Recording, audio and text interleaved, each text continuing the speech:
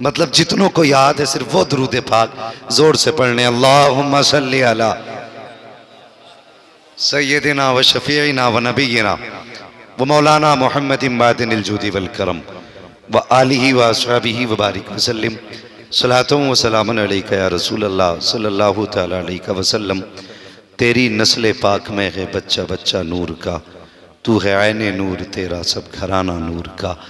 अभी आपने मेरे उस्ताद गिरामी जिनकी जूतियाँ उठा करके मैं यहाँ तक पहुँचा हूँ, हज़रत अल्लामा मौलाना मुफ्ती अशफाकुल क़ादरी साहब क़िबला दामजिल्लहुल आली का खिताब सुना, और उनके बाद आपके अपने खतीब व इमाम हज़रत अल्लामा मौलाना मुफ्ती नाज़िम उस्मानी साहब, आपने हज़रत का खिताब सुना। हज़रत वादा कर चुके हैं कि ये तकरीर कल करेंगे, ठीक है। अब जितना भी सुनना है आपको मुझे सुनना है।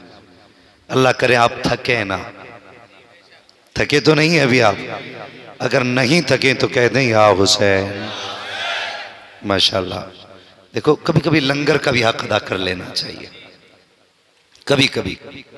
और अल्लामा शेख सादी शिराजी रहमतुल्लाह तआला अलैह फरमाते हैं कि अल्लाह की नेमतें खाते खाते दांत टूट गए, लेकिन अभी शुक्र अदा करना हमें नहीं आया। हाँ जी, पूरी जिंदगी लंगर खाते खाते हो गई, तो कब क्या करना है थोड़ा सा इसका भी ख्याल रखना चाहिए। तैयार है ना पीछे वाले लोग भी? माशाअल्लाह, अल्लाह सलामत रखे। जिन्होंने बगैर कहे हाथ उठाए, अल्लाह आज की रात के सदक़े करबला के रास्ते मुस्तफ़ा का मदीना दिखा दे। कह दो आमीन। हाँ, इन चीज़ों पे आमीन कहते हैं, जब दुआ होती है तो आमीन कहते हैं। अल्लाह सलामत रखे। अक्सर नौजवान मेरे सामने हैं, बुज़ुर्ग भी हैं जिनके बाल सफ़ेद हो गए। यकीनन ये उम्र इनकी बिस्तर पे लेटने की थी, अभी तक 1 बज गया है। इतनी रात को कुर्सी पे बैठे हैं। कोई तो रिश्ता है जो उठने नहीं देता, कोई तो चाहत है जो सोने नहीं देती। यकीनन आप बच्चे से भी अगर पूछे ना यहाँ क्यों बैठा है, तो वो नाम मेरे बाप का नहीं, तुम्हारे बाप का नहीं, अपने बाप का नहीं, बल्कि सीधा हुसैन पाक का लेगा, क्यों उनके प्यार ने बैठा रखा है। अल्लाह करीम हमारी नस्लों में इस प्यार को सलामत रखे। आला हज़रत फरमाते हैं, कैसे आकाओं का बंदा हूँ रज़ा, बोल बाले मेरी सरकारों के। बहुत बड़ी ज़ात आका हुसैन की है। बस अगर गुफ्तगू की जाए तो इस पे महीने चाहिए, दिन नहीं, महीने, तब जाके गुफ्तगू। मगर उनकी अपनी ज़ात का मसला तो ये है कि ज़िंदगी ख़त्म हुए और कलम सूख गए, ज़िंदगी ख़त्म हुई और कलम सूख गए। तेरे औसाफ का एक बाप भी पूरा ना हुआ। एक ज़िंदगी नहीं, हज़ारों जिंदगानियाँ ख़त्म हो गई। अल्लाह अकबर। सुने करबला शरीफ की तारीख़ आप देखें, करबला क्या है। आओ पहले तुम्हें मौलाए कायनात की ज़ात की ज़ियारत कराएं। तवज्जो है, कूफे की ज़मीन है, वलियों का इमाम है। एक गली से गुजर के जा रहे हैं, 2 लोग हैं, एक ऊंट है। दोनों का अपना दावा ये है, एक कहता है ऊंट मेरा, दूसरा कहता है ऊंट। बोलें तो मैं बोलूं? दूसरा कहता है ऊंट। आपके कह देने से आपका नहीं हो जाएगा, बस ये कि आपको रिपीट कराने से ये पता लगेगा कि आप समझ रहे हैं। एक कहता है ऊंट मेरा, दूसरा कहता है ऊंट। अल्लाह सलामत रखे। बहस चल रही थी, इतने में मौलाए कायनात मौला अली आ गए। एक कहने लगा, यार झगड़ा खत्म कर, फैसला अली से करा लेते हैं। मुझे बताइए, ऊंट पाला अली ने, खरीदा अली ने, बेचा अली ने, इससे पहले देखा अली ने? नहीं देखा ना। पहली बार हजरत अली आए। एक कहने लगा, हुजूर फैसला कर दें। कहने लगे, क्या बात है? कहा, ये कहता ऊंट मेरा, मैं कहता हूं ऊंट मेरा। आपने दोनों का चेहरा देखा। फरमाने लगे, दोनों नबी का कलमा पढ़ते हो? कहा, जी।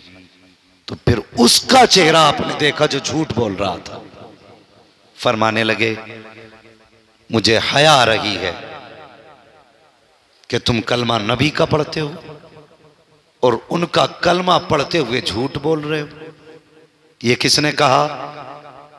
हजरत अली ने।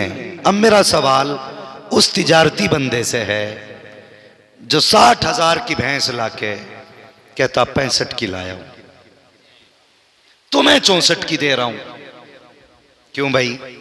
हमारे लिए 1,000 का घाटा। फिर कहते हैं बिजनेस में बरकत नहीं।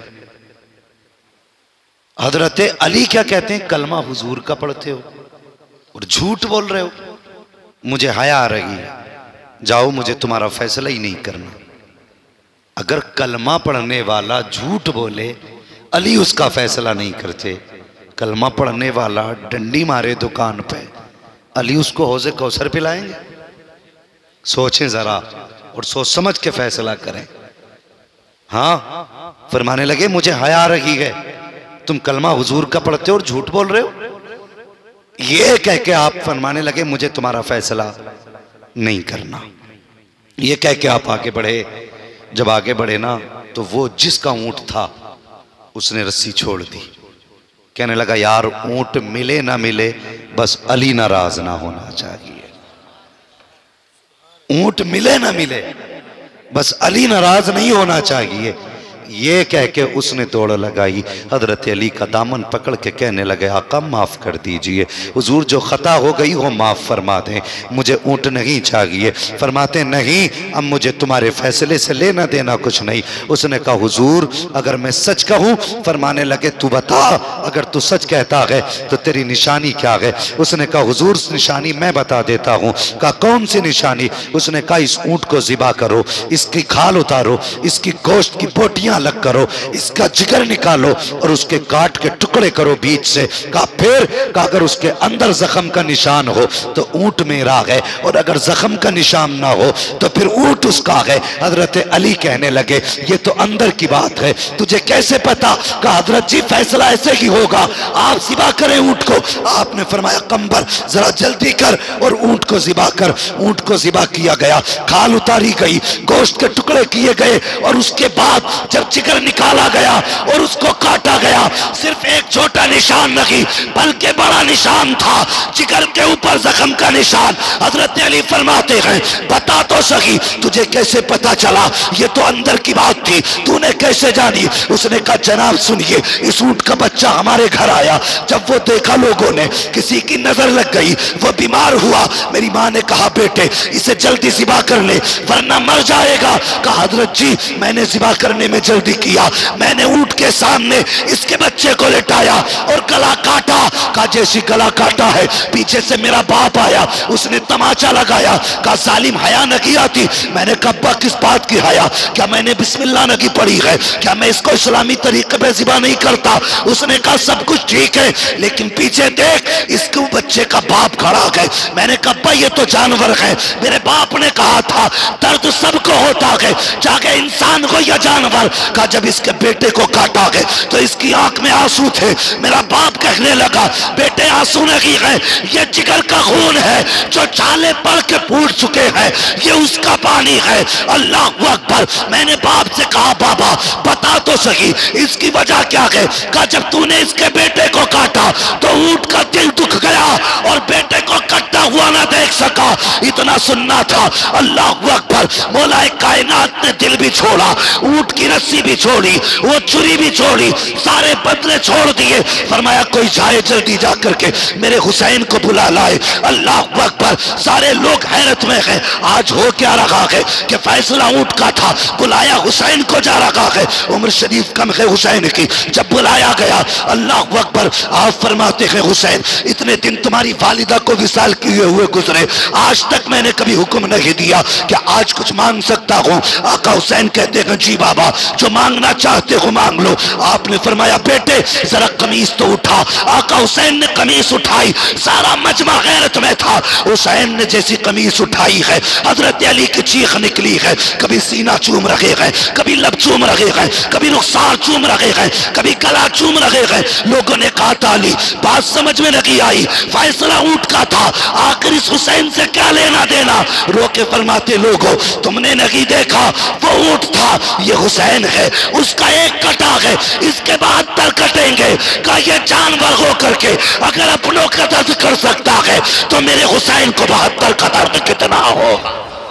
नारे तकबीर, नारे रिसालत, जिक्र इमाम हुसैन, जिक्र इमाम हुसैन, शहीद आजम कॉन्फ्रेंस, शहीद आजम कॉन्फ्रेंस, नारे तकबीर।